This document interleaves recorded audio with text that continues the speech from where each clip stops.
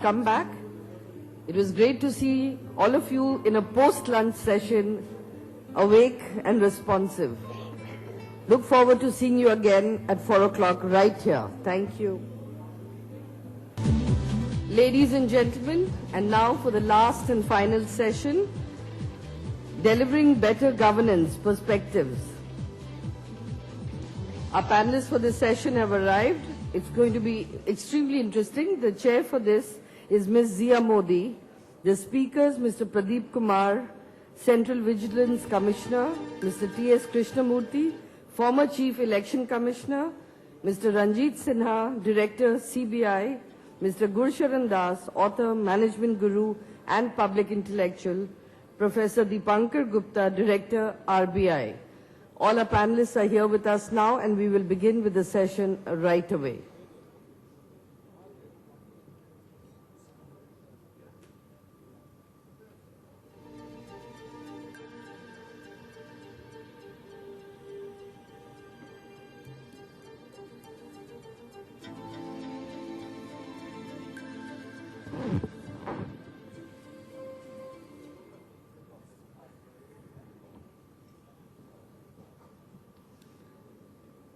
And for this last and final session of the CII National Conference and Annual Session 2014, Delivering Better Governance Perspectives.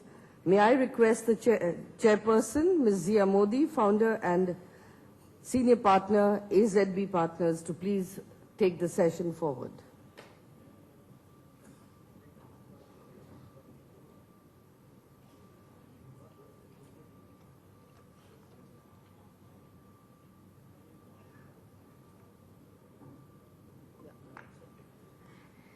Good afternoon, everybody. Pleasure to be here.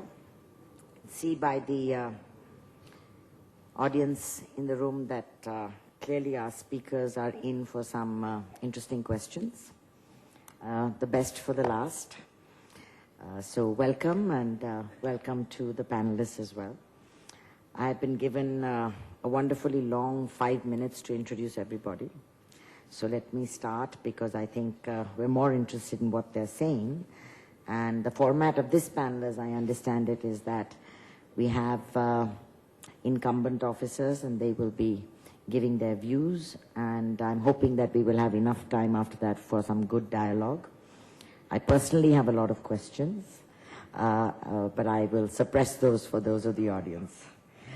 So let's go. We have Mr. Pradeep Kumar, who will start the panel. We know of Mr. Pradeep Kumar as the CVC incumbent, and it would be fascinating actually to hear from him about what has happened over the last 3 years, what are the pain points, what does he think that the steps forward are. We are now hopefully into another 5 years, and as we say, better governance. So how does the CVC going to assist India in delivering that? Mr. Kumar has been holding the post since July 2011, and before that had interesting assignments as the Secretary of Defense, Defense Production and Disinvestment, all very interesting portfolios, if I might add, leading up to where he is today. Then we have Mr. Krishnamurthy, whom we all know, our very wise Chief Election Commissioner, and if you look at the story of how India has changed, I still remember when I came back from England, I remember seeing Madhu Trehan's news track, and I used to watch that fascinated. And I remember one episode which I never forgot, how she televised booth capturing, and exactly how it was so common in the days gone by. And how we are today with about 800,000 electronic voting machines, garnering over 700 million votes in the last election. So, Mr. Krishnamurthy, we really look forward to hearing from you, and more than that, really to see what are the next steps that you think we can do to improve our ballot boxing even further. Mr. Krishnamurthy was with the IMF and also advised Georgia as a country for tax reforms, and has also overseen elections in Zimbabwe, Uganda, Russia, Palestine, so welcome. We then have Mr. Ranjit Sinha. Mr. Sinha, as we all know, heads the CBI. Mr. Sinha will probably get the most amount of questions today, and we very much appreciate him being on the panel with us. I was looking up a bit about Mr. Sinha, and two things struck me: that he was a geologist by training, and that he has 2 daughters. That's good. Yeah, bio says 2 daughters. So we have a lot of things which have been happening under Mr. Sinha's watch. Things that have had good effects, bad effects, freezing effects, and I think that this audience, and I in particular one, are very keen to understand how do we take the fear in the mind of the bureaucrat forward, and how do we deal with it, or do we just have another huge sense of uncertainty and insecurity, and what are Mr. Sinha's suggestions for that? My friend Gurcharan Das, we all know, he is going to tell us about how India grows at night when the politicians are still sleeping, and he has called India a wise elephant rather than an Asian tiger, and I think that in terms of better governance, hardly anyone better to give us his thoughts. Finally, Professor Dipankar Gupta, who has had a fabulous career from being a fellow with Woodrow Wilson, teaching at LSE, and his theory of a ballot box not being enough to change India, and how does India work with what he calls the citizen elite, who do things for the sake of them being good to do, and how these citizens elite in positions of power can help change a society in ways that the ballot box maybe cannot do so alone. So I think with this brief introduction and a great anticipation of what we hope will be a very exciting panel, may I request Mr. Pradeep Kumar to perhaps give us some comments, and then we can go to the next. Whatever pleases you. Okay. I prefer this, but...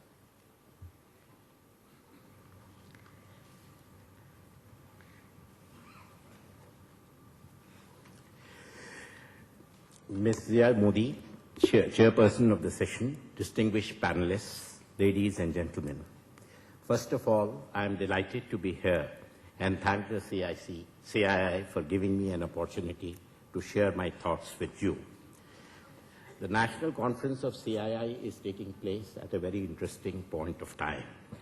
The campaigning for the national elections is in full swing, and delivering better governance and making India corruption-free are issues which are of great concern to the people and are dominating our political discourse. It is well understood that to deliver good governance, the government has to be fair, transparent, accountable, efficient, equitable, inclusive, and follow the rule of law. This is only possible if the government is founded in righteousness. Corruption, on the other hand, is one of the major reasons for poor governance. Therefore, in the next few minutes, I propose to focus my talk on the ill effects of corruption and what we can do to minimize it. Corruption hampers the ability of the governments to function effectively. From an economic perspective, corruption distorts competitive markets. From a social perspective, it weakens institutions, undermines the rule of law and public trust in politicians, public servants, and business leaders. From a development point of view, it negates development efforts. It distorts our decision-making and priorities. The projects are selected on extraneous considerations and on grounds like what is in it for me rather than what is in public interest. There is leakage of government funds and they do not reach the interested beneficiaries. The poor are the worst affected. When funds for building schools or hospitals are siphoned off, we deprive our children of education and the sick medical care. In National Rural Health Mission in UP, rupees 10,000 crores meant for upgradation of and improvement of hospitals were embezzled by public servants of UP. It increases transaction costs, creates uncertainty, and hurdles for smooth business. The World Economic Forum has estimated that every year corruption adds as much as 10% to the total cost of global business. It increases the cost of public procurement contracts by up to 25% in developing countries. It has also estimated 5% of total GDP is lost to corruption. Therefore, it is essential to understand the various forms in which corruption manifests. Corruption broadly takes two forms, petty and grand corruption. Petty corruption, which can also be termed as facilitation payment, mainly occurs when citizens pay bribe to obtain public services. Whenever you go to a government office, you may have encountered this kind of corruption. People pay bribes because there may be delays, there may be uncertainty, and you want some service to be rendered fast, and you are told that we will put objections. So this is something that really troubles the system. It involves the lower levels of bureaucracy and is extortionist in nature. Demanding bribes for issue of ration card or inclusion in the beneficiary list of rural development schemes or issue of passport or driving license or bribing the police would fall under this category. This has the most debilitating and direct effect on a large section of our society. Citizen has to pay bribes to obtain the basic requirements provided by the state, which is rightly due to them. The poorest of them get left out because of their inability to pay bribes. Petty corruption or facilitation payment is rampant in the Indian system of public service. There is another problem in India, that is the inadequacy of services. Like, if you want to get your child admitted into a school, there are not enough of good quality schools. So you are prepared to pay a bribe to get him admitted to a good school. Or suppose you are poor and you want to get your mother or father admitted into a hospital, then you cannot get him an admission into a bed. You can't get him a general bed even. Then you are prepared to pay 50 rupees or 100 rupees. These are the kind of problems that a common man faces. The liberal democracies of the West have largely been able to overcome this form of corruption. According to a report by Bribery published by Trace International in 2009, 51% of the bribes demanded were for timely delivery of service to which the individual was already entitled. The other form of corruption is called grand corruption, which involves grant of undue favors to business entities by higher levels in the government. This may be in the form of favors in award of large contracts, licenses and approvals, or allocation of natural resources. Some of the examples of collusive corruption between bribe giver and the corrupt public servant you would all be knowing: awarding of contracts through public works. One of the most talked about example recently is the award of public contracts in Commonwealth Games. Then procurement of goods and service. In defense contract, we have been reading about the Augusta Westland chopper deal. Then in the other form is recruitment of employees. JBT recruitment scandal in Haryana, where the former Chief Minister of Haryana is behind bars. Then there are cases of evasion of taxes. Then there are substandard projects. You build roads, but they are not up to specifications. Then there are cases of adulteration of foods and drugs. The 2G spectrum, coal-back block allocation, award of contracts in Commonwealth Games are some recent examples. While incidents of grand corruption get highlighted prominently in the media, petty corruption has come to be accepted as a way of life, but the real anger and frustration of the public is to a very large extent on the account of the pervasive petty corruption. Corruption in government mainly occurs due to the misuse of discretion enjoyed by the public authorities, cumbersome, non-transparent and ambiguous procedures, over-regulation and excessive state control. Most of you are aware of the license Raj, and at that time, the very fact that there was licensing led to a lot of corruption.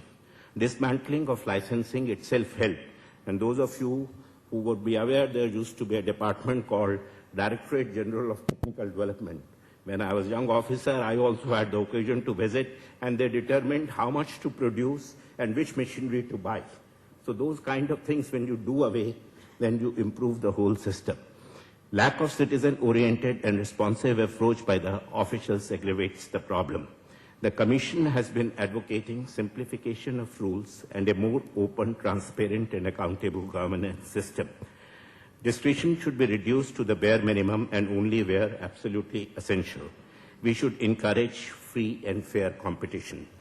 The fight against corruption calls for twin-pronged approach of preventive as well as punitive action.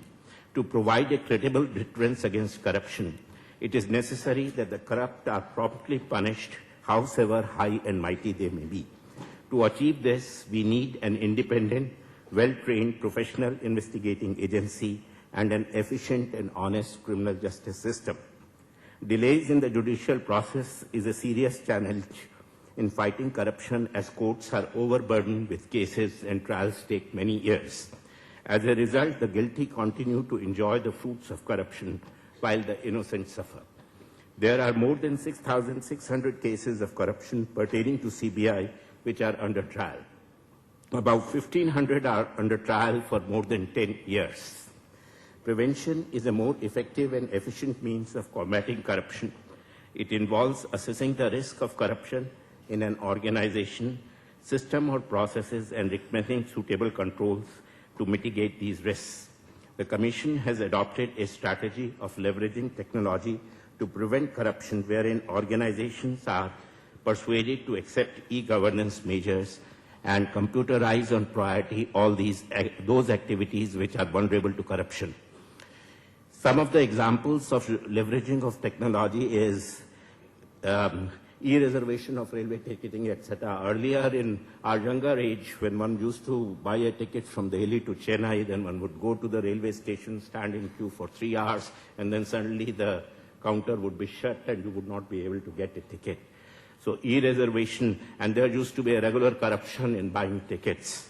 Then filing of income tax returns, house tax, unit system of house tax in Delhi. Then there are other areas where the technology is helping the people and reducing the interface with the government. Corruption is rooted in human greed and venal self-interest. A number of studies have shown that strict laws and harsh punishments are not enough to curb corruption. China is an example where corruption remains high despite some of the harshest laws. We need to do something more than mere law enforcement if we have to make a dent in corruption. There is a growing anger and frustration at the widespread corruption. The last few years have seen a number of scams running into thousands of crores, catching media and public attention. There is a general disquiet at the state of affairs in the country and an increasing trust deficit between the public and holders of public authority. Some even wonder if the country is losing its way. However, we need to be aware that corruption is not a new phenomenon. With the liberalization and rapid economic growth in a growing economy, the opportunities and magnitude of corruption may have increased, but corruption has always been there. Chanakya talked about it.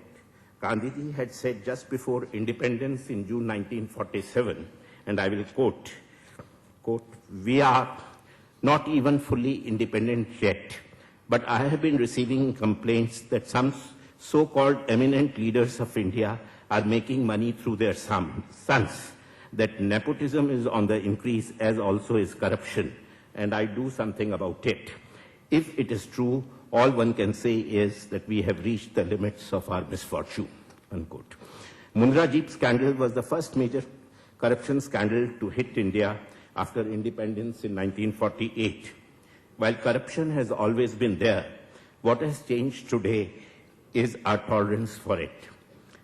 The citizens today are better informed, better educated, and more empowered. The Right to Information Act has opened the opaque corridors of government to public gaze. The demand for good governance is coming from the grassroots. Today, a broad consensus has emerged globally that bribery and corruption are no longer acceptable forms of doing business. CII, I understand, has brought out a code of business ethics. The New Companies Act has sought to strengthen corporate governance in line with best international practices.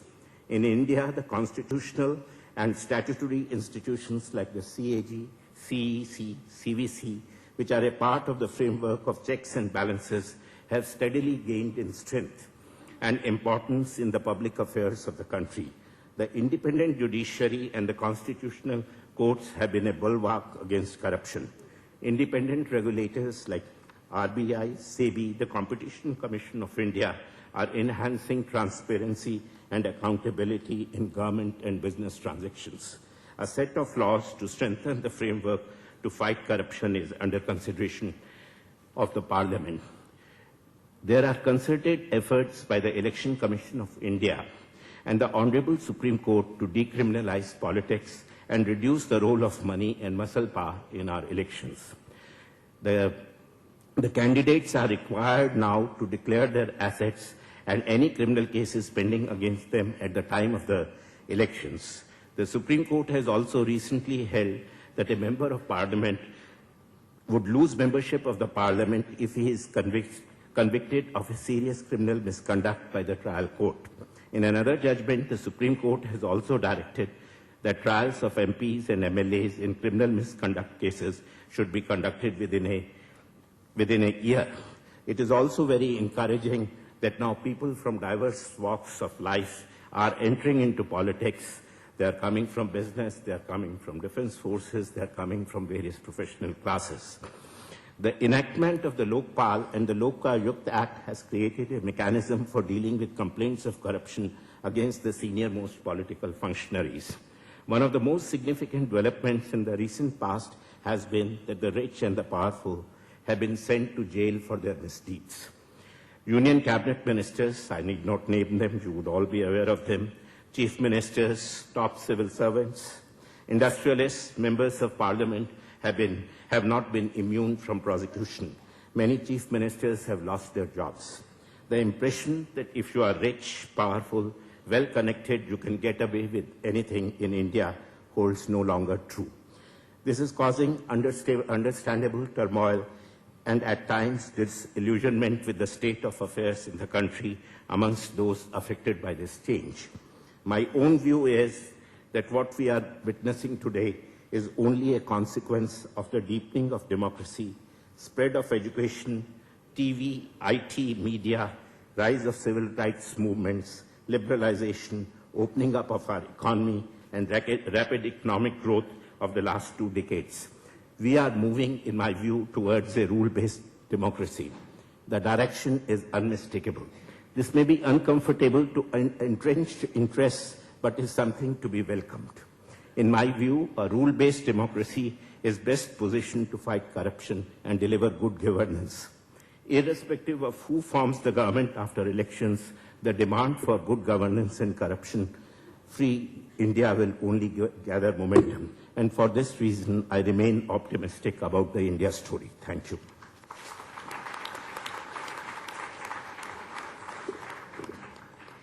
Thank you very much, Mr. Pradeep Kumar. I think that those comments, I'm sure, will invite questions. Mr.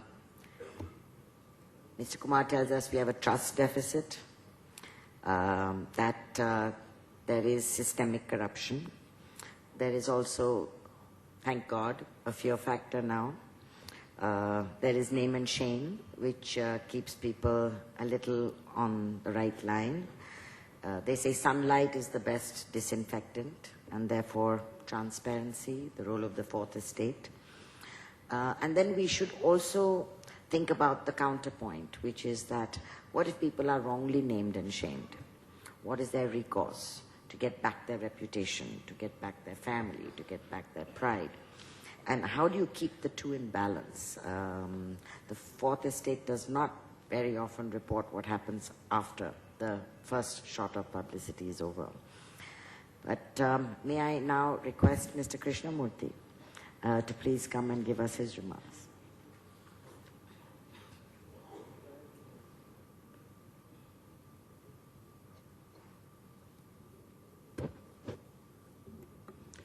Very good evening to all of you.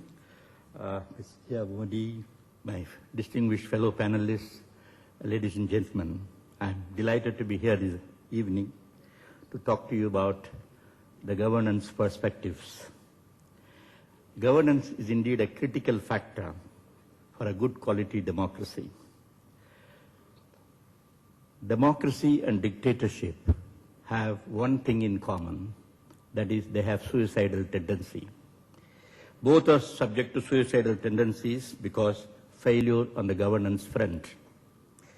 There's a book called End of Power by Moses Naim, where he says that power is easy to acquire and very hard to exercise or wield and very easy to lose. This is what is happening in most of the democracies. Even in the West, this is being realized that it is not so easy to wield power, but it is easy to acquire and lose it. Political parties are our weakest link in our democracy. Look at their constitution, their functioning, their internal financial accountability, and their internal feuds amongst themselves, pressure groups, speaks very little of our democratic discipline in India.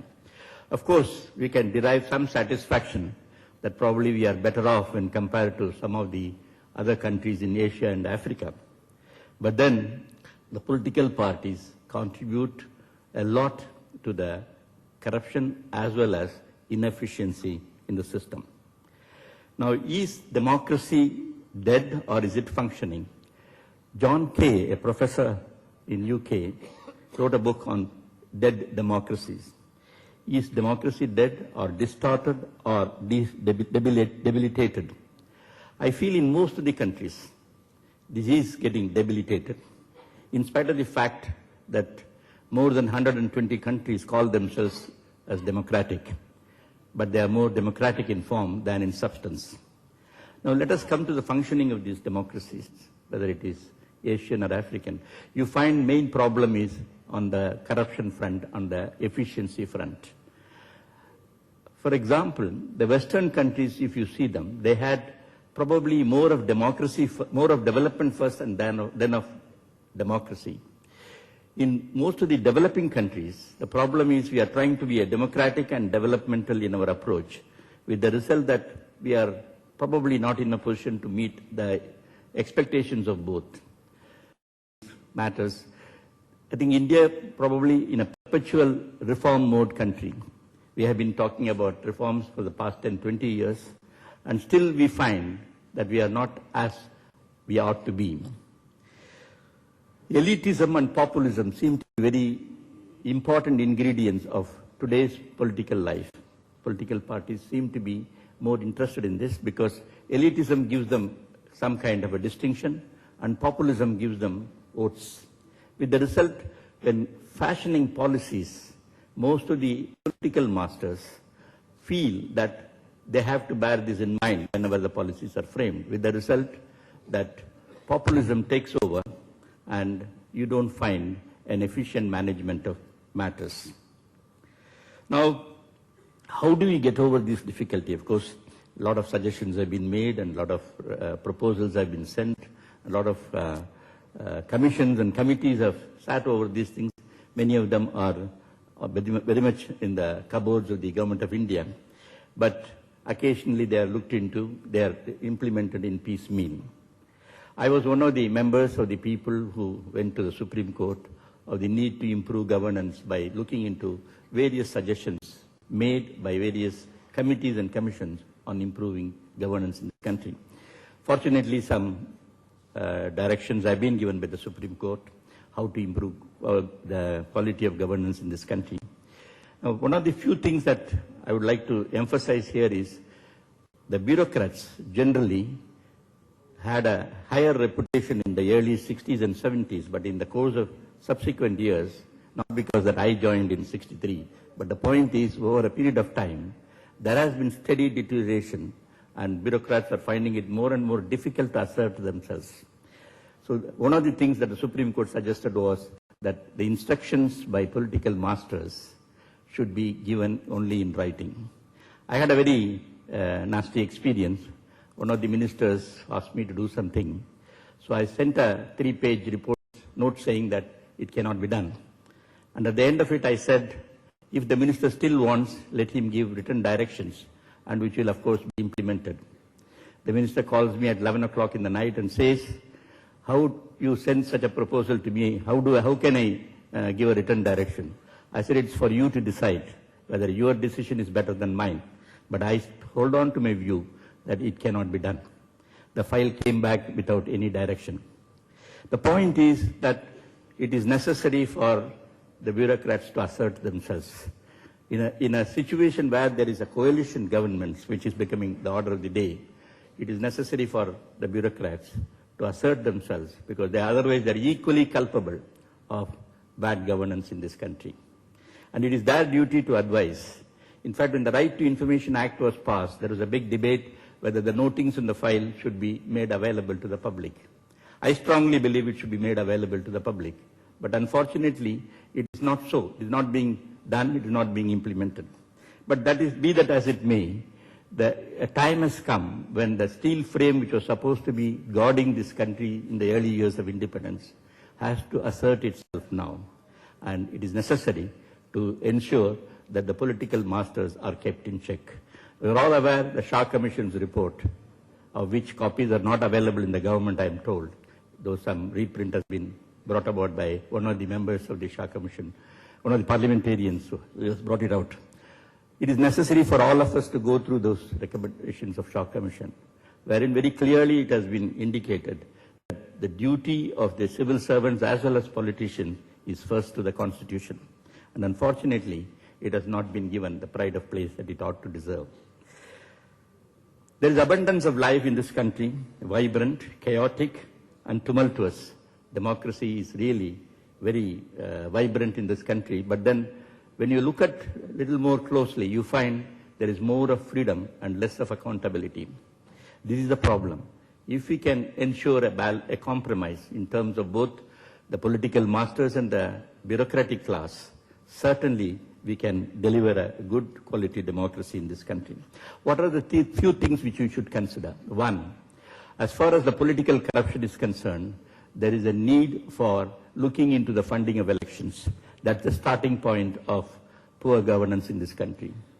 At the moment, corporates and individuals are allowed to contribute to political parties, and they get 50% tax exemption under certain conditions. The company law prescribes those conditions. Having been a member of the Department of Company Affairs, I can certainly say that many of the companies are guilty of having an obnoxious nexus with the politicians. And it is necessary to look at the question of funding of elections. If you want to really bring about, my suggestion is have a national election fund. Allow the corporates and the individuals to directly contribute to the national election fund and have 100% tax exemption. This fund could be used for funding of the elections, both for the candidates and for the government. If there is a deficiency, initially it ought to be deficient, the government should make good the difference and ensure that the elections are conducted. If you do not provide state funding of elections, you will find that honest and efficient people will never step into the election arena. There are some exemptions. For example, recently you have seen some very senior executives have come into the election arena. But I am not sure how they will be able to survive this particular money power that is gaining ground in this country. They may have enough position or power to influence the elections, but I have my very serious reservations about honest and individual persons coming into the election arena. So it is necessary that the government the new government should have a look into the funding of elections and see that the nexus between the corporates and the political parties, they are not allowed to continue. The nexus, in some people they have got over. For example, the Tata Group have got their own trust and they provide funds to the political parties on the basis of the previous performance. But then I don't think it is going to really solve the problem, because there are others who are willing to give cash donations and non-cash donations to the political party. That is one. The second important suggestion I would like to make is the decentralization of powers. At the moment, the politicians are keen to become legislators, particularly the parliamentarians and the state legislators, because there are so much of powers available, so much of discretionary powers available, and they find it easy that they can spend money and earn the same amount or maybe more to ensure that they get power into their hands. But India is a large country, and as you know, I remember Indira Gandhi is supposed to have told one of the Scandinavian writers that India is a huge lorry with 24 tires. If one or two lorries burst, the tires burst, it doesn't matter. But if more than 14 or 15 tires burst, the lorry cannot function. So we are proceeding towards that. We have to ensure, because you find a lot of discontent among very many states. And it is necessary that you have to decentralize powers. And decentralization is not to the states. I would say decentralization to the local self-government level. It is absolutely essential for us to consider this. There are many number of other suggestions. Because of the paucity of time, I will not go into it. The last point I would like to make is about the corporate governance. You know, recently the law has been amended and the corporate social responsibility has been fixed on the corporates, and they are supposed to spend 2% of the profits and so on. Now the question is, it is going to result in so much of funds available. Is it an answer to the deficiencies or inefficiencies of the government? Partly yes, but then unless and until these funds are properly used, it is going to generate a fresh set of problems on the governance front. So it is necessary for the corporates to have a serious thinking on this, and it is not mere a committee of the board will decide CSR responsibilities, because although the guidelines have been given, I think it is going to generate a lot of problems in the matter of governance in this country, both corporate governance as well as the public governance. So it is necessary for the new government to give serious thought to some of the urgent areas, because I personally feel, as far as the central government is concerned, they should focus more on education, infrastructure, public health, apart from, of course, national defense and currency and so on. And more of these powers should be delegated to the lowest formation. Only then the politicians will not find it attractive to contest for the election and then try to make money out of it. Thank you very much for this opportunity.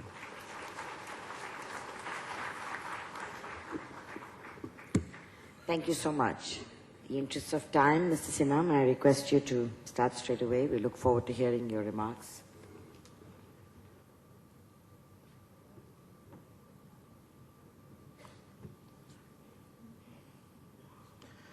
Thank you, Mrs. Zia Modi, the eminent panelists, distinguished guests, ladies and gentlemen. Before I start, I must put the record straight, as Mrs. Zia, in her introductory speech, has made two wrong remarks. I think my office gave her the wrong information that we have two children. I have a daughter and a son, number one. Number two, she introduced me as somebody who puts the fear of God in people's mind, which I think is not correct. Being a policeman itself is a very, difficult existence. And to portray me as some sort of a demon, I think it is not correct. I'd like to say, would like to know the Indian police not as a force, but as a service. Ma'am, with your permission, can I go through the written speech, which was, I have the bad habit of putting foot in my mouth, so I will go through that stuff. It is an indeed great pleasure and privilege for me to be amidst all of you to deliberate on the very relevant and contextual topic of delivering better governance. I would like to recall that while inaugurating CBI's Golden Jubilee celebrations, Honorable President of India, Shri Pranab Mukherjee, delivered the 14th BP Kohli Annual Memorial Lecture on Good Governance, Empowering Institutions, Society and Public. Several eminent speakers have covered various aspects of good governance in the past 2 days. Ladies and gentlemen, from Plato to Chanakya, every political thinker has delved deep into the topic of governance. Aristotle was perhaps the first political theorist to deal with the term governance, while classifying the political organization by indicating the manner in which they were ruled by a kind of numerical count of rule, by one, dictatorship, a few, autocracy, and by many, democracy. The idea of good governance was very much prevalent in ancient India. The Shanti Parva of Mahabharata dealt with good governance in great detail. The qualities of an able and ideal king and imperatives of good governance were succinctly described by Kautilya in his magnum opus, Arthashastra. Our founding fathers had clear ideas regarding what good governance means. Mahatma Gandhi defined good governance in his own inimitable, simple way. He said, I quote, "Do the policies help the poorest and weakest man? If yes, that is good governance." Unquote. Endorsing the same idea, Pandit Jawaharlal Nehru said, Mahatma, by his stress on the underprivileged and poverty-stricken, forced all of us to think in terms of social justice. Unquote. In his epoch-making Tryst with Destiny speech, Pandit Nehru set the agenda for the nascent nation as the ending of poverty and ignorance and disease and inequality at opportunities. The Constituent Assembly deliberated and debated the concept of good governance at great length and depth. Good governance means democratic polity, rule of law, equality of opportunity, independent judiciary, human rights, equitable justice, transparency, absence of graft and accountability. All these values and lofty ideals have been enshrined in our Constitution, which is held as a social document. Our founding fathers were concerned about the possibility of the conflict of interest that competitive politics might bring in, and were also aware of the corruption of the country's representative institutions. To address such contingencies and to allay such fears, the Constitution set up a series of autonomous bodies which would be free from the pulls and pressures of competitive politics. In a parliamentary democracy, the greatest challenge to good governance is to bridge the gap between the expectations of the people and the effectiveness of the delivery mechanisms. Effective governance requires effective institutions, and the effectiveness of the institution, be it the legislature, the executive or the judiciary, depends on its delivery mechanisms and the framework of supportive rules, regulations and procedures, which need to continuously evolve in response to changing times and emerging situations. In spite of several hiccups and aberrations, India continues to be a vibrant democracy. Just remaining a democracy is not an end in itself. Democracy has to move beyond periodic elections and ensure constructive participation of its citizens to ensure good governance. The Panchayati Raj institutions are still taking shape to ensure democracy at the grassroots and rise above caste and communal affiliations. Slowly yet significantly, the civil society is asserting its right to participate in the making and implementation of the policy. This churning, I am sure, will lead us to participative governance, which ensures inclusive growth and effective service delivery. If only we constantly renew and defend the democratic values that define our nationhood, we will be able to face the great challenge that lies before us. The rule of law is at the core of democracy. The citizen's right to life, liberty and dignity can be secured in a democracy only through rule of law. Hence, the Indian Constitution emphasizes equality before law and created an independent judiciary to ensure the supremacy of rule of law. These checks and balances incorporated by the Constitution will guard the citizen against the arbitrariness in the actions of the executive. The independence of the judiciary is one of the cornerstones of our Constitution. Everything necessary needs to be done to preserve and protect the independence of our judiciary. But this needs to be done while maintaining the delicate balance of power between the organs of the states as enshrined in the Constitution. It is important that each organ of the government operate within its own sphere and none takes over functions assigned to the other. In these rapidly changing times of globalization and liberalization, no government can afford to stick to rigid structures and reactive modes of governance. There has been considerable rethinking in the way the governments conduct their business. Right to Information Act is able to bring much needed transparency in the way elected governments are functioning.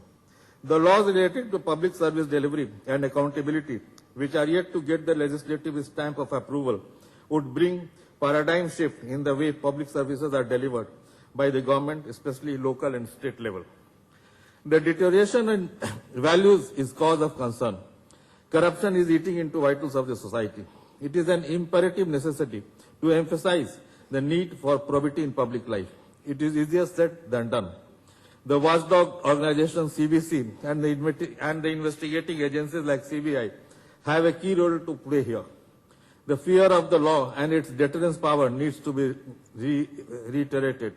The nation awaits the Lokpal with a lot of expectations and hopes. There is no gainsaying that these institutions need to maintain their image of probity and impartiality at all times, at all costs. The first and foremost reform, in my view, is to address the trust deficit. The colonial administrative systems and procedures reek of lack of trust in the officers who implement the schemes. The powers, administrative and financial, are centralized, and the decision-making processes are labyrinthine and time-consuming. Mahatma Gandhi said, "I believe in trusting. Trust begets trust. Suspicion is a fetter and only stings. He who trusts has never yet lost in the world." The employees are to be trusted first to channelize their energy and creativity to further goals of the organization. The delegation of financial power need to be revisited with its twin objective of empowerment of various formations and reposing trust in them. The second important reform, in my view, is flexing accountability. Tomes are written about holding the public servants accountable. But what happens practically is that one more layer of supervision is added, ostensibly to prevent wrongdoings. In the process, there is diffusion of accountability, and even if somebody is held accountable for any misconduct, the unending maze of procedures to conduct proceedings ensure that more often than not, the delinquent official is not punished during his active service. Thus, practically there is no deterrence to bad conduct. In fact, it is said that if you commit a crime after the age of 60, you are not likely to be prosecuted, because by the time our time-consuming mechanism of law will really punish you, you are nearer to the God. On the other hand, the system does not adequately reward the good officers. In this scenario, it is very difficult to achieve the goal of good governance. The problem is compounded when the structural rigidities and lack of role clarity constrain the much needed freedom to act innovatively to meet the needs of the people in an era when aspirations among people are very high. I am of the opinion that these things apply to agencies like the CBI also. In conclusion, I would like to reiterate that to deliver better governance, the structures and processes need to be overhauled to infuse element of trust and to precisely define accountability system, checks which are citizen-centric and performance-oriented. Such measures, I am sure, will breathe new lease of life in the failing health of India's institutions. I would like to thank the organizers for giving me the opportunity to share my thoughts. I thank each one of you and the eminent panelists and distinguished guests for giving me a patient hearing. Thank you.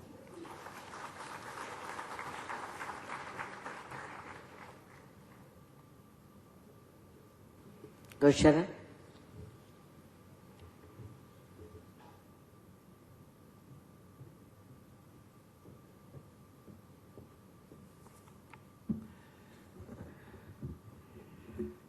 Let me begin by dispelling one fallacy. Last night, at the home of a friend, people were holding forth, like they are today, on corruption and governance failures. And they were giving the sort of prescriptions that we have been hearing by our distinguished panel.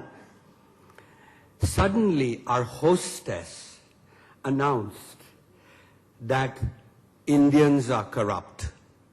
Now, this was a showstopper because conversation stopped after that because there was nothing else to say.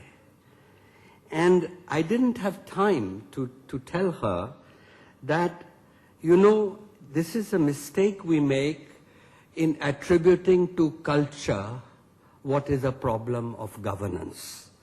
In other words, you know, this, for example, the same Indians who are corrupt at home, when they cross the immigration line at JFK Airport, you know, they then stop at the red light, they don't try to bribe the police, they don't try to bribe the income tax officer, and they behave differently.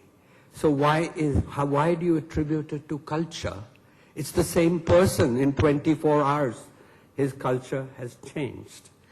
And so I think that we should single-mindedly focus. It's very defeatist to think that culture will change very, very fast when incentives change. You know, India has always been a weak state and a strong society, unlike China, which has always been a strong state and a weak society. And the fact is that you need both.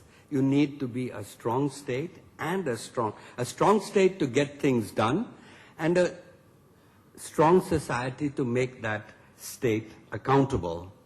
And so India's history was a history of political disunity, of warring kingdoms, whereas China's history is by and large a history of empires.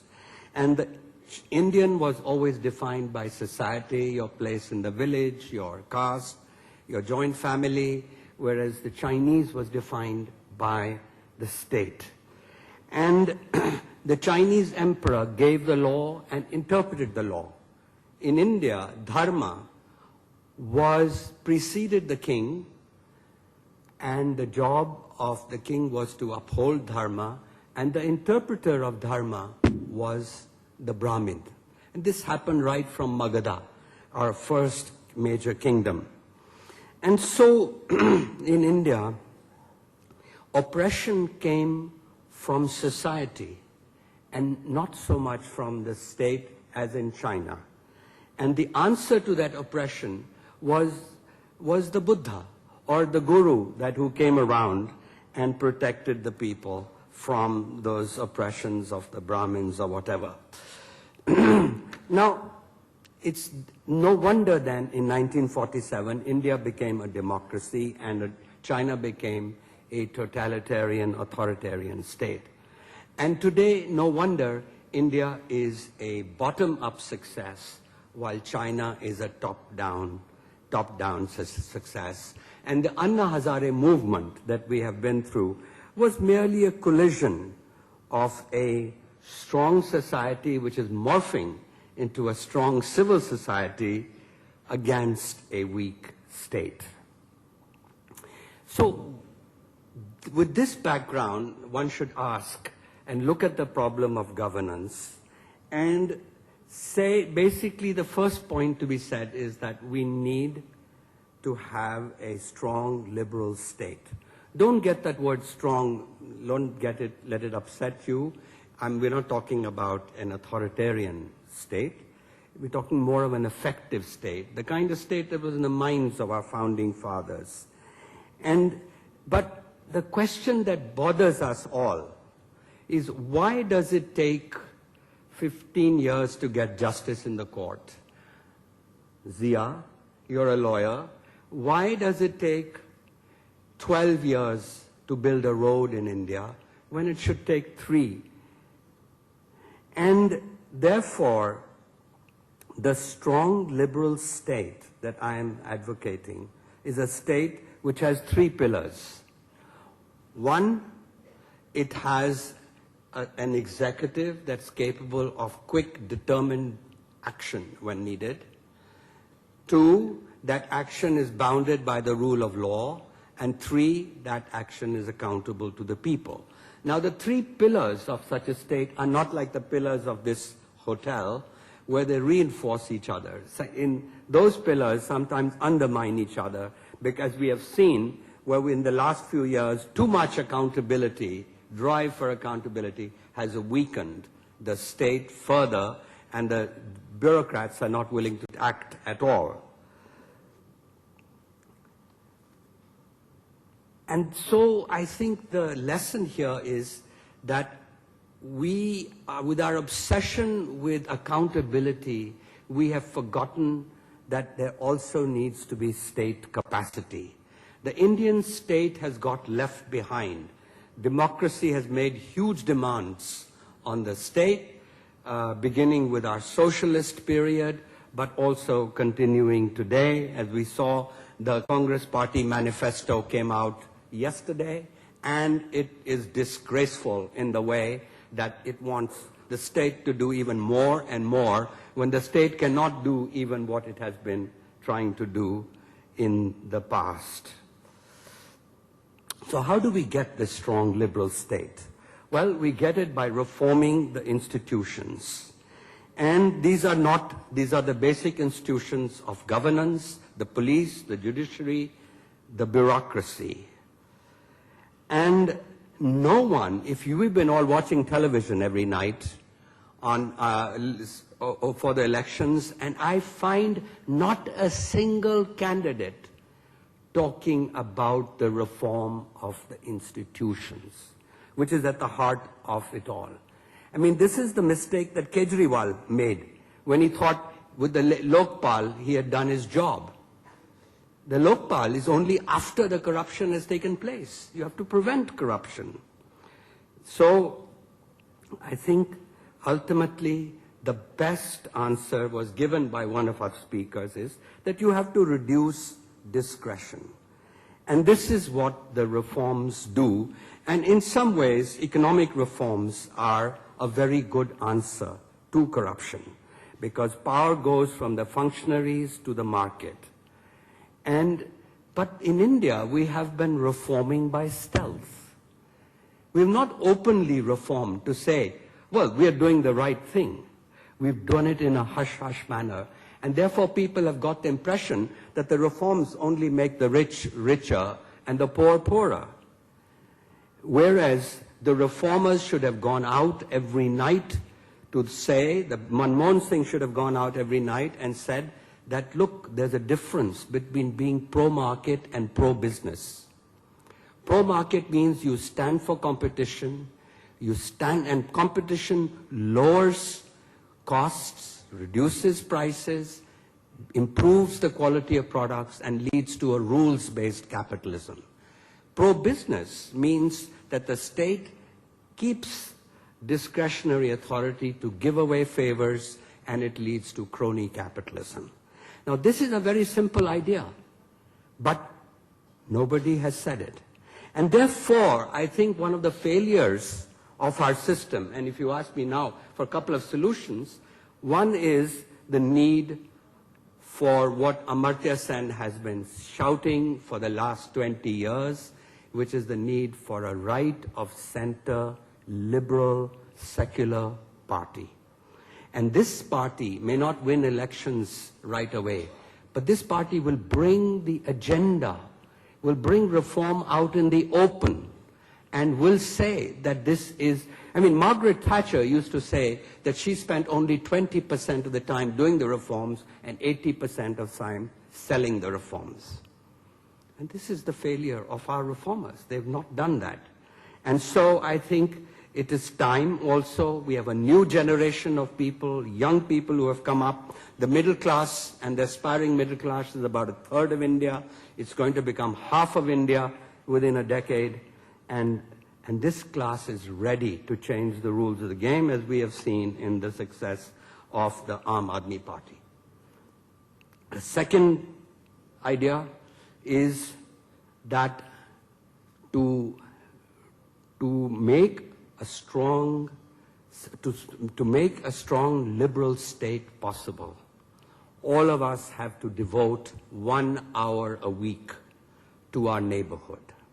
This was the great insight of the American, probably the greatest writer on democracy, Tocqueville, a Frenchman who visited America, and he said the real success of American democracy, he was talking to the Europeans, is that they engage in the neighborhood.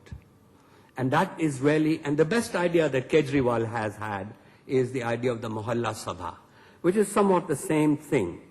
And so that is a responsibility for all of us. Third idea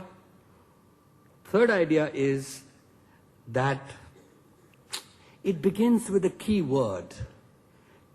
Every nation or many nations have a code word that unlocks the secrets of that nation.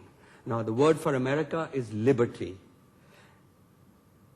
And a lot of good and bad things are done in America, including gun control, or the lack of gun control on the notion of liberty. The code word for France is égalité, equality. And the French do the craziest of things in the name of equality, including the 35-hour week and a 70% tax rate on the rich people. India's code word, believe it or not, is dharma. 99% of Indians in the villages understand it and the word dharma, which essentially means doing the right thing. And this is a word that Gandhi realized was a powerful word. And through this word, he sold the Enlightenment ideas of liberty, of equality. And the founding fathers, they talked about the fact that this constitution they were building was another Dharma Shastra. And they put the wheel of Dharma in the flag of the constitution. But promptly after that, there was no Gandhi around to sell to the Indian people the constitution. And so people think constitution kind of fell off from heaven. So we have to do the same thing that the Americans do with obsession every day, which is in schools, colleges, everywhere, they sell the myth of their constitution. Nation building is myth making. And so I would say that's an unfinished project, which accounts for the fact that people have not internalized the constitutional values, and therefore governance and corruption is a problem. Well, listen, in conclusion, we have a long way to go, but let's also realize how far we have come. The rise of India has been the most important event in my life. And here is a nation which is rising in the East when the nations of the West are agonizing whether they have the right economic model or not. Here it is rising on the liberal values of democracy, of freedom, of a free economy. We don't sell it very well, but that's what's happening. And so I think it's something it's a good thing for the world that that is happening. Thank you.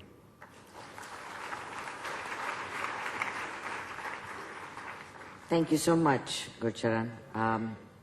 We'll have Dipankar give us his remarks and then hopefully have enough time for some spirited questions. Thank you very much, Zia. And I'm really quite overwhelmed by the panel I keep and friends. This conference is about better governance. I think we should pay attention to the word better governance and not get sidetracked into better administration. Because if you can't think of governance as a long-term project, your administration will never really work. And I must also tell you another thing, and believe it or not, I mean this seriously. Democracy is not an easy task. It was never an easy task. People try to make it sound easy, which is why there are 150 odd democracies as well. But believe me, they are the kinds of people you won't have a cup of tea with, let alone ride the river with. Democracy is not easy. Democracy is very tough. It is very tough simply because it's a balancing act all the time. No matter which way you look, you're balancing things. If you're talking of economy, you're balancing the market versus regulation in society. But most of all, what a balancing really is the rule of law and the rule of numbers, as Béjot had said. And this, I think, is very, very important. It is so easy to talk in terms of numbers or to talk in terms of law. It's very easy. By the way, the easiest thing in the world is to be fascist, is to be racist, is to be an apartheid society. It's also really easy to blame all your ills on a coalition government. That too is easy. But the tough thing really is to be able to stand up and say, I'm doing things for the citizens and I'm talking governance. Now, why is it so difficult to be a democratic society? Because democracy is basically something that goes against the grain of our everyday upbringing and against what we really are naturally. Naturally, we are bad people. all of us are. It's democracy that makes us good. When you have the rule of law, it makes us good. I heard somebody say that once you go to America, you observe the rules. The same person, by the way. The same person morphs suddenly. Why? Because the rule of law is applicable. Now, democracy stands on 3 pillars: liberty, equality, and fraternity. I don't want to take issue with my friend Gucharan right now on Dharma. That's another big story we can talk about later, if we have the time. But liberty can be done by law, equality with a dash of law. But as Ambedkar said, you cannot get fraternity by law. Fraternity is a very delicate plant that is to be nurtured carefully in a hothouse. And to nurture this thing called fraternity, you have to go against everything that's basically inside you, which is primarily looking out for yourself. Fraternity is the spirit of democracy, and fraternity is what makes citizenship come alive. If you don't have fraternity, you don't have citizenship. If you don't have citizenship, you don't have governance. Which is why I argue that democracy is not a mirror that you hold up to society. If it's a mirror that you hold up to society, democracy becomes very easy. Okay, our society is a caste society, so let's be casteist. Our society is a gendered society, so let's be misogynist. But a democracy, in my view, is less a mirror and more a hammer with which you actually wield the society and bring it to shape. And all good Democrats have done that, believe me. No Democrat has gone around, no Democrat worth his or her salt has gone around with a mirror and saying, okay, let me reflect you guys. When they've done that, they've been shoddy Democrats. When they've used a hammer, they've been very, very effective Democrats. And whenever the hammer was used, believe me, it was not used in times of prosperity. It was not used when the going was good. It was used during dark, bleak, horrible times. And during those dark, bleak hours, there were people who stood up and said, this is not the way it should be. We should think citizenship. And then they changed things around. Why do we have so much corruption in our country? Why is this something we talk about in night and day? And we kind of never tire of talking about it. Simply because there's no solution as we see it. There's no solution because we are actually holding up a mirror. And of course the society is corrupt. Of course people are bad. So what do? You try to make the best of it. You have administrative systems. You think of election laws to be changed around. You think of different kinds of labor laws to come around. But you're not really looking at the problem. And I've been singing this song for a long time. I'd like to sing it in front of you as well. Because I think people like you can make a difference. If you decide today that fraternity is important, citizenship is important, and to make fraternity and citizenship really become relevant to society, what do we need most of all? What we need most of all are citizens who are independent agents who can stand up and think for themselves and are not caught in a patron-client network as all of us are. You think you're very rich, you're well-to-do, you're well-placed? Think again. You're part of this great patron-client chain. Everybody is. The people below you look up to you as a patron. You look up to somebody else. You always think of somebody who knows somebody who knows somebody who will make a difference. That is what you're doing. And if that's what you're doing, it's corruption, straight away. Now, why do you do that? Because some of the most essential services required of citizenship, some of the most essential services required of fraternity are those of universal health and universal education. Unless you provide those, you will not make a middle class. In my view, a middle class is not in terms of how many cars you have, how many transistors you have, how many fur coats you have if you don't wear them. But a middle class society is one which is made up of independent people who can stand up and think for themselves. Unless you have that in place, you can never really fight corruption. This is how, by the way, corruption was fought in the Western world. In the Western world, corruption was fought simply by making a middle class. You know, Sweden in 1933 was the most corrupt society in Europe, besides being the poorest.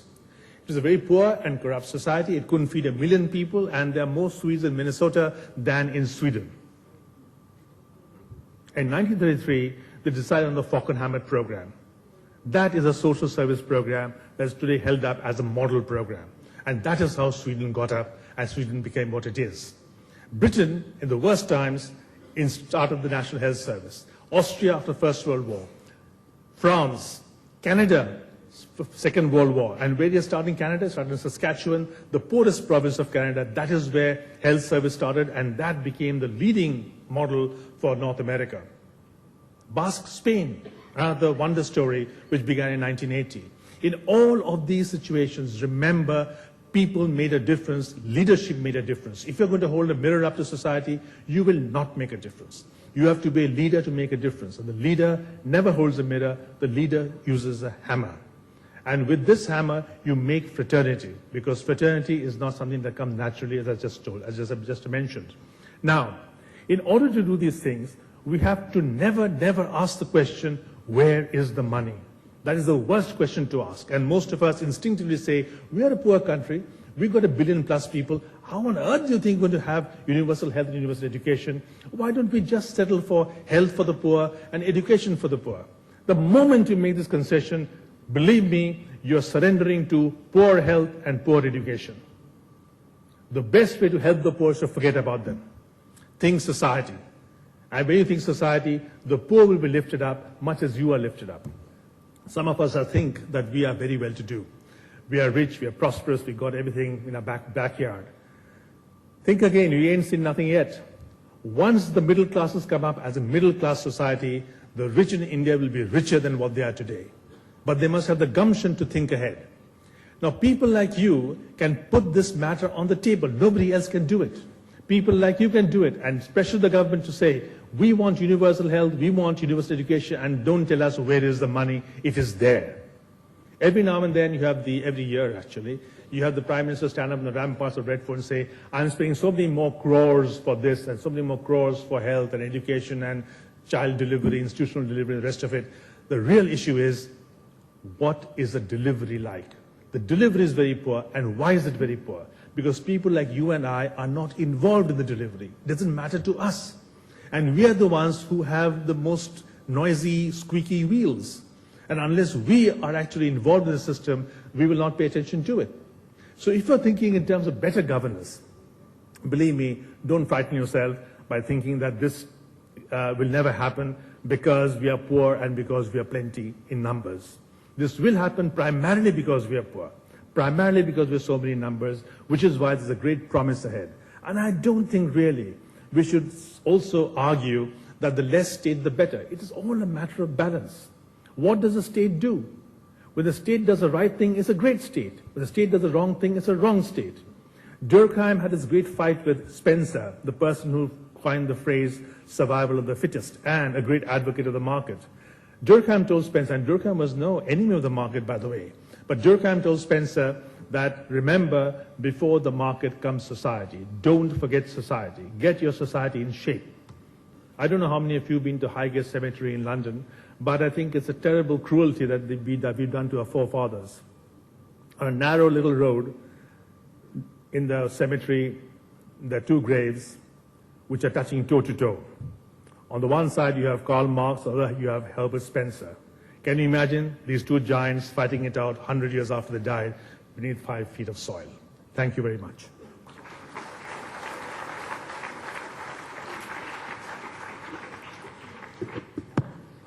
Thank you very much. I think we can kick off with some questions. We don't have much time.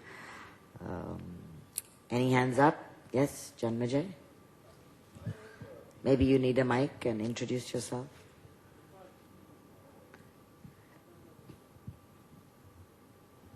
I'm Janmajay Sinha. I have a question for all the panelists, and it's an important question to my mind, and it's on the concept of time. You know, one of the things that I find really affects our governance is the fact that people don't believe things will happen in any period of time. So electorate wants something to happen immediately, so they want the road. If you go to jail, you'll be under trial for 10 years. If nothing happens instantly. So the one difference that I find between different countries and those which are more developed than others is how they value time. In the discussions that we have had on governance, we are not talking about how do we give value to time. Because people want things to happen in their lifetime right now, quickly. And unless we can address that in our governance, are we making progress? Mr. Kumar, do you want to take a crack at this? Well, what you are saying is correct, that everybody who wants something would like that it should happen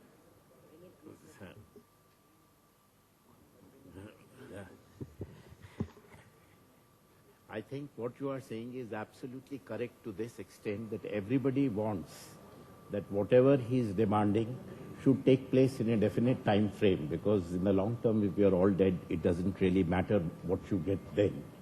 So the effort is to match this rising aspiration and create an institutional structures which can deliver that in time.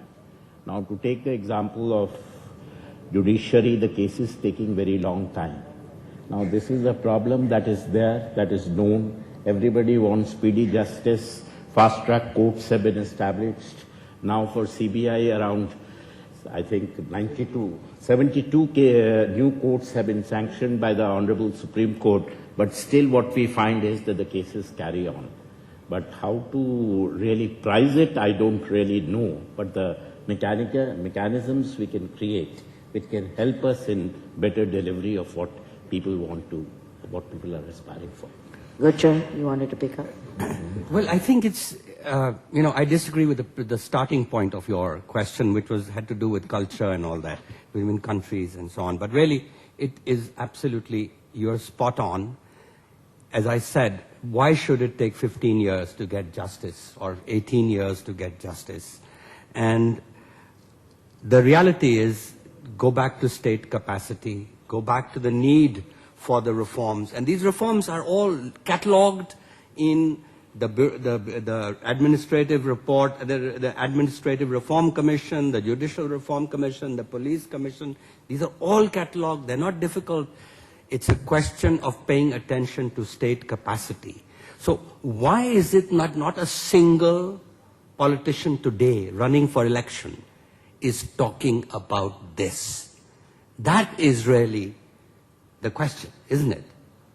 How are we going to make this reform happen if our rivals, if neither the BJP nor the Congress is talking about this?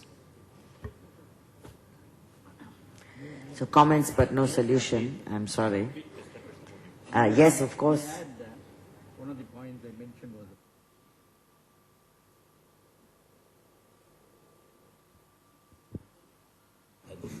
Yeah. One of the points I mentioned was about decentralization of powers. I think there is so much of concentration of powers. People have to come to Delhi for many things from various distant states. It's very necessary for us to consider. Time is a very important factor in administration. Unfortunately, in a democracy or in a system of democracy that we have, we seem to think that it requires too much of attention, analysis, and so on. But basic needs of the citizens, they could be easily addressed at the lowest level rather than at the central level. So there's an urgent need for decentralization of powers, and if that is done to a large extent, the problem of time management can be attended.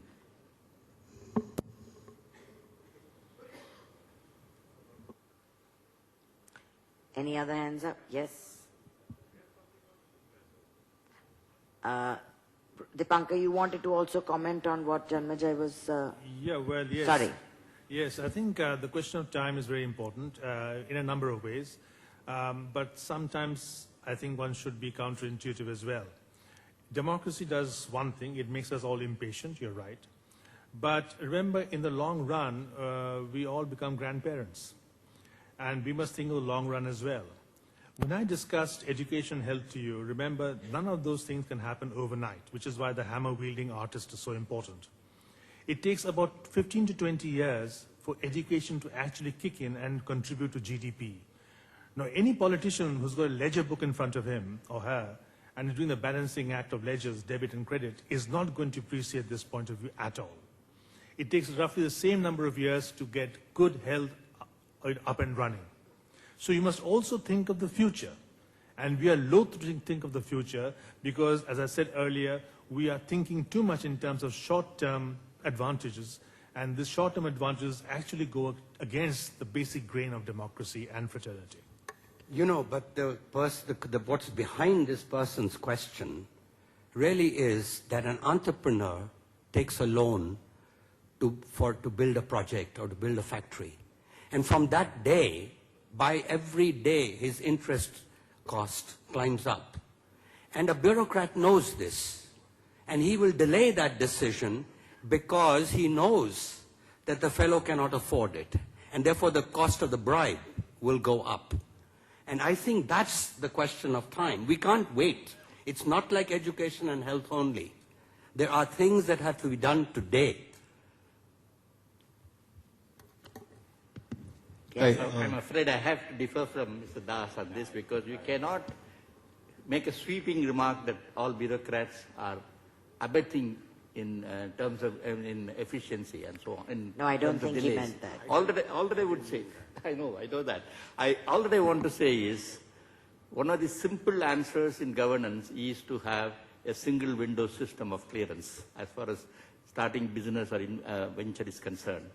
Unfortunately, in our country, I mean, I won't say there are some exceptions there, but most of the states, this particular thing is not done because of fear of reprisal, some kind of an audit objection or fear of a vigilance case and so on. So it is necessary to bring about some coalition of efforts in the sense that there's a single window system in deciding most of these issues, so that you don't attribute motive to an individual.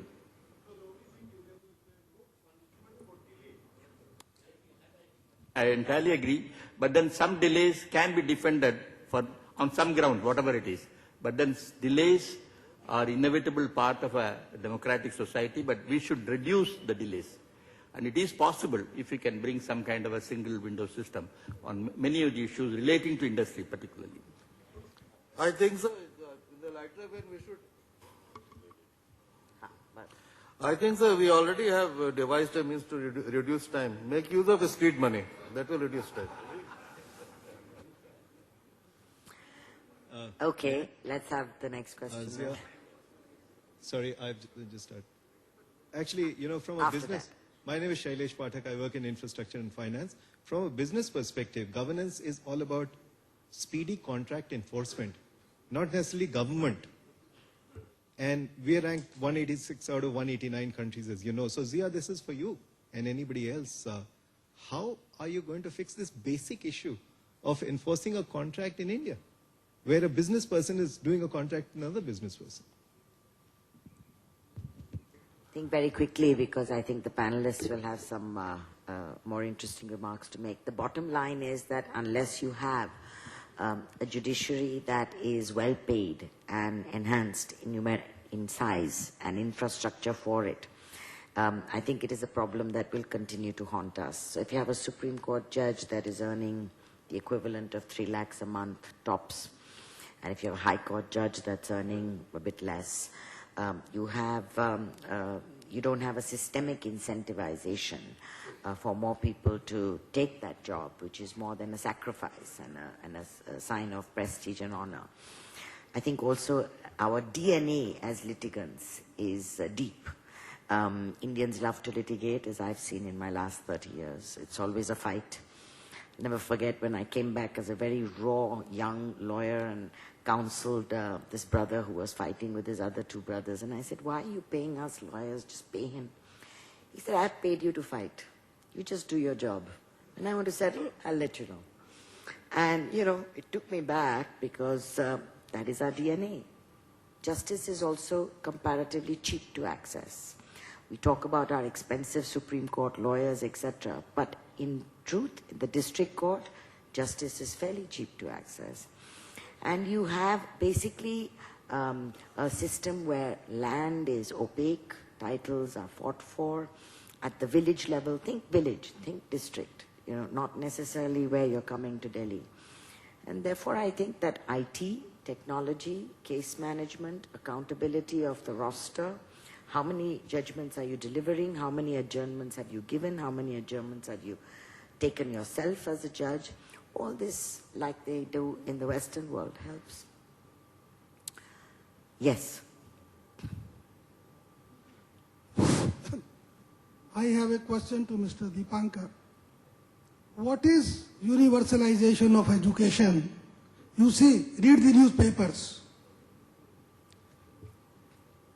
Nursery 3 साल के बच्चे को दाखिल कराने के लिए 16 स्कूलों 20 स्कूलों में फॉर्म भरना पड़ता है. उसके बाद आज तक फैसला नहीं हुआ. 15 12 हजार रुपए फीस है. 6 महीने की फीस मांग रहे हैं, 1-1 लाख रुपया मांग रहे हैं. What type of this democracy is, and what is your slogan of universalizations? My another point is to our election commissioner also. He says about corruption, state funding. To get a ticket, you have to pay 2 crore rupees for a corporation ticket. Either it is a BJP man or it is a congressman. Corruption within parties. And thirdly, my gentleman, third person, talked about dharma. Dharma means dharmam sa dharati. Our slogan cannot be dharma because there is a fight of communalism, not communalism. Let us coin some other word. Thank you. Okay, let's move forward. I just had one question to put to our panelists because I think they will be well positioned to answer this. It's something that has troubled me personally.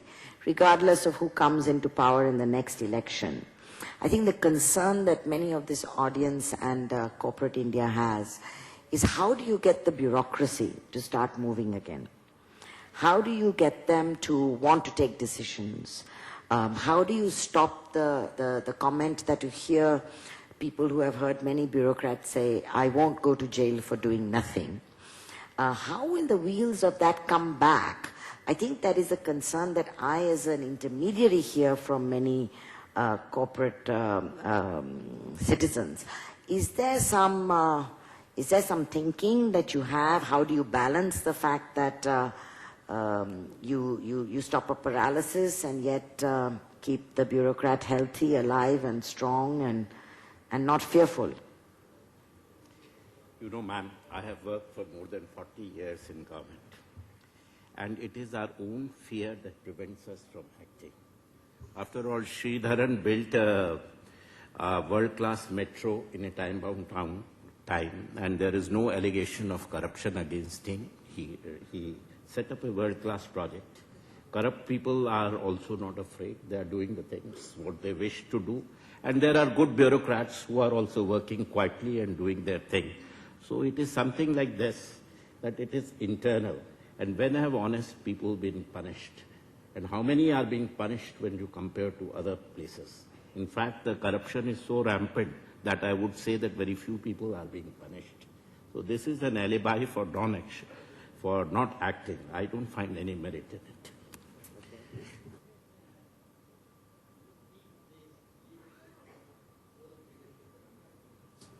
I think the answer lies in that. We need good leaders, both in politics and bureaucracy, and we need people who will protect institutions. Unfortunately, institutions are not given the importance that they deserve. In fact, one minister, I don't want to mention name, went abroad and said the Supreme Court and the Election Commission have been not doing their job properly. Now, I would say if democracy survives in this country, it is because of these two institutions.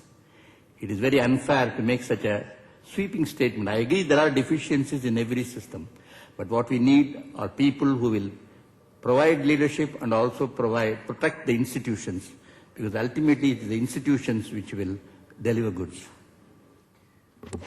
Just one quick one. I think we should also look, Zia, to answer your question, at the states which are performing.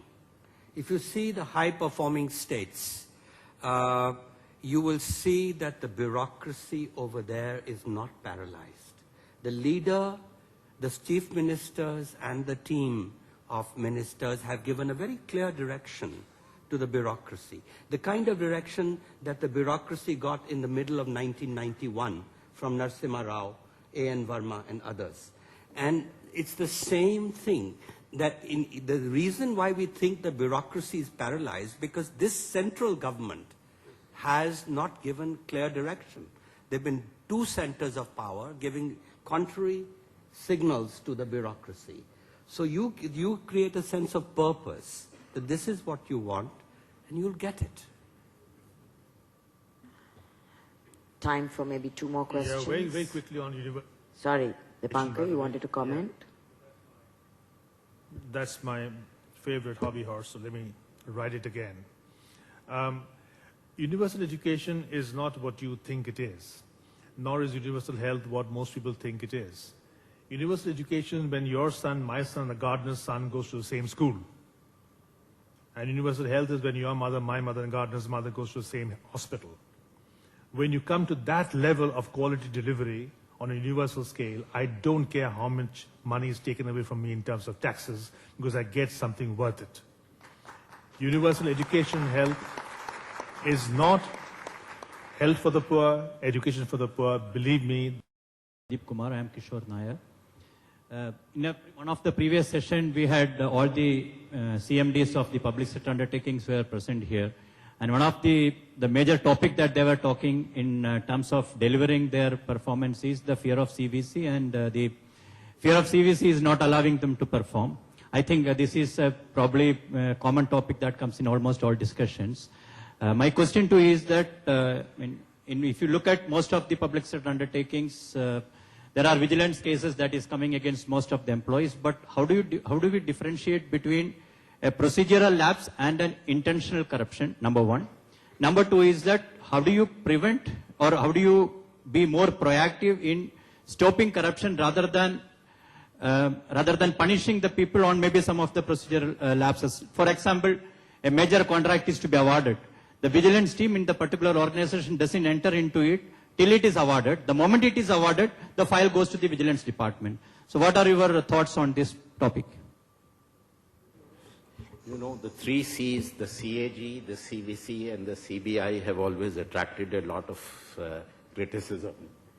And we have always been told that public sector managers are not able to take decisions because of the fear of vigilance. But as I was mentioning earlier also, that there are managers who have been taking decisions, the guidelines are clear, and there is nothing to prevent them. When they want to take decisions, nothing stops them. And let me tell you, a motivated decision, if you read the file, it would be clear. It is like leaving a fingerprint on the file. And if it is an honest decision, nobody takes any action. I'll give you an example of a public sector company, a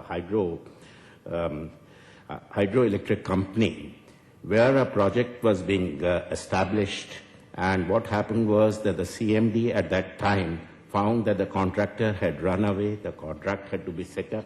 He violated all guidelines. But the important point was that he was able to set up the project in time. It came to the Central Vigilance Commission, and we allowed all the rules. We noticed that the intention was right, and it was important that he was able to set up the project in time, and we waived it. So it is not like this. One of the tasks of a Central Vigilance Commission or an investigating agency is to see that what is the motivation of the person who is taking decision.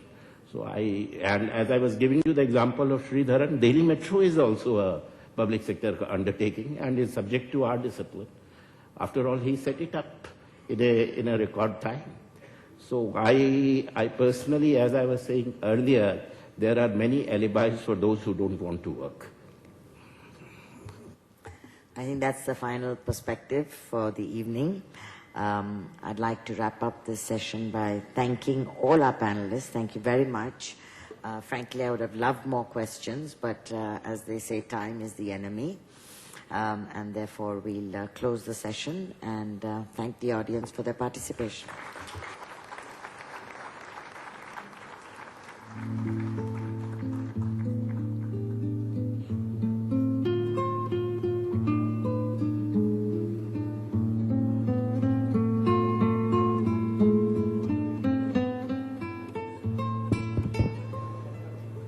Ladies and gentlemen, with that we come to the close of the CII National Conference. Thank you for being with us. You've been an excellent audience.